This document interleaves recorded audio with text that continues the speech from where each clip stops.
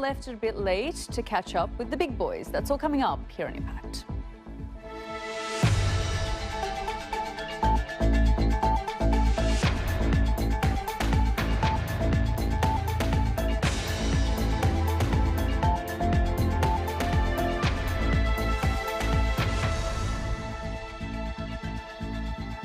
Welcome to the programme. We start in Germany, and it may be a victory for Angela Merkel, winning her fourth term as Chancellor, but her party got the lowest share of the vote in decades.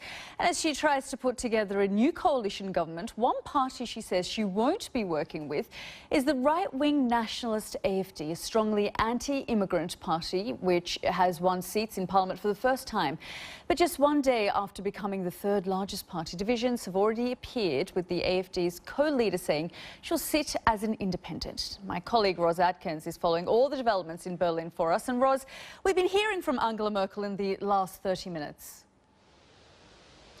We have, Yalda. She struck exactly the same calm tone that she always strikes when she's giving press conferences. She didn't try to dress up what's happened. This is a very disappointing outcome for her party. She does continue to reiterate that her party is the biggest, and that is something of note. She'll also almost certainly continue into her fourth term as Chancellor, but let's not beat around the bush here. This is really a setback for both her as a leader and for her party and for right-of-centre politics in Germany, and we're looking very closely to see how she responds, because now, in this weakened political position, she has to sit down with primarily two parties, the business-friendly Free Democrats and the Greens with their environmental agenda, to see if she can fashion a coalition. That process could take an awfully long time, but it has begun today with the various leaders giving press conferences and starting to set out their positions. Let's bring ourselves right up to date. Here's the BBC's Gavin Lee.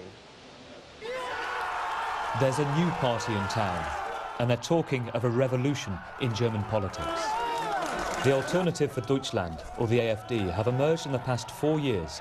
They're populist, anti-immigrant, anti-Islam, and described as toxic by mainstream German parties.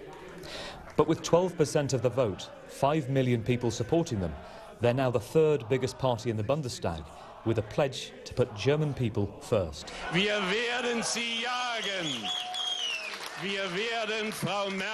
We will hunt them down.